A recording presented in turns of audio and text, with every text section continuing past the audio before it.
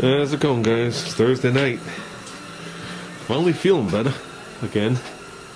Good thing. Went back to work. So, got the heater on. Got rid of the big speaker.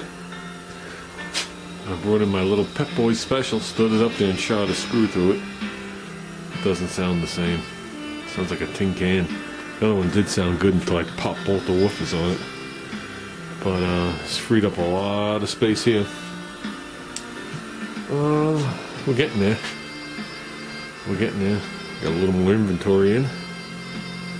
But this is what I talk about. We don't mess around. Tires have to be 90, 85% better. These actually have the little nub sticking up on them. I know it's hard to pick up on them, but it's got the bumps on the tires. So, nice set of Michelins. But basically, leaving the two blowers in here. It's supposed to get more snow on Saturday. It's Thursday night now. Next thing is to get the wagon outside, so I could move the AMX forward on the lift, so I can go up there and do the compressor. Then after that, we're good to go. So that's the last thing I've been dreading. But I got to move the wagon anyway. I got to switch the tires out. So we'll take care of all these tires. That's not a big deal. Junior's mini bike's not a big deal. These won't be here. And we're on our way. I just got to empty the sides of the lift.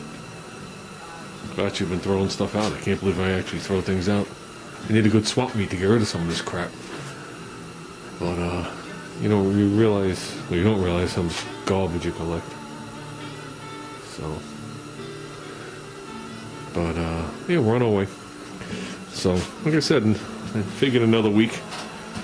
I didn't realize I was going to be sick for 3 days and be snowblowing for 2 days. So, I guess that's about it. Not a busy thing.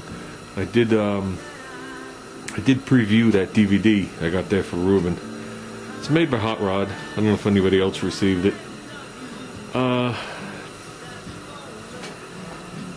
If you want my rating on it, I'm surprised that Hot Rod put it out. That's my rating on it. And the only reason I say it is these days with the environmentalists and all the other stuff and safety, that you have these two guys working. It's not that they're really doing much wrong. If you were working in 1975, they're working with no gloves, really no safety glasses, okay? And after they pulled the engine out of their truck that they did, they just tipped it upside down and let all the antifreeze go all over the floor full force with the oil coming out of everywhere. And that's a no-no. You shouldn't even videotape that for people. Other than that, I think the DVD is going to help Ruben out a lot until it gets to the point where they talk about diagnosing an alternator. Please, Ruben, don't follow what they say. They should have left it out, in my opinion. What they do is, he's got I think it was a Buick or an Oldsmobile. I can't really tell, an old car. He said it was a '66, I think. And they got the hood open in the car. Goes up to the battery. He starts up the car. He puts his voltmeter on there, and it's reading 12.3 volts. So that tells you it's not putting out. So then they turn to you and you go, "Oh, we tested it. It needs an alternator." Okay. And I think they should have edited that out. That's not. That's definitely not the way to test it. But other than that, I think it's a pretty decent DVD. Well, then again, I can keep going on and picking on it. There are some things I didn't understand, like they took a rear drive shaft out of a truck. It's a truck or a car, it doesn't even matter. And they went up to the tail shaft of the transmission. So here's the transmission with the tail shaft. You got the slip yoke in there, right? So usually what you do is you put a witness mark from the shaft to the yoke, and then you put one from the shaft to the whatchamacallit, to the flange in the back. That's like normal practice. Okay?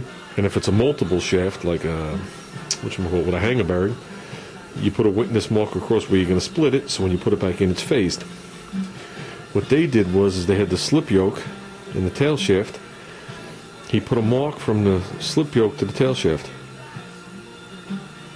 And I was like, and he tries to explain that some splines on the output shaft don't have a whatchamacallit, a master spline. So you got to make sure you put it back in the same orientation you took it. With that, the guy in the back takes out the rear universal, turns it, spins off the mark, and he pulls it out. Didn't get it. But other than that, Ruben, it should do you just fine. I figured I had to watch it before I sent it to you in case you had any questions. And I think I'm covering all the questions right now.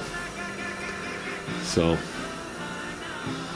and I'm not going to go into any more of it. I don't want to ruin the fun for Ruben. Sorry, Ruben. Never go to a movie with me. Well, that's it, guys. I'm gonna... Oh, someone's calling me. New phone, can't figure it out, but let me see if I...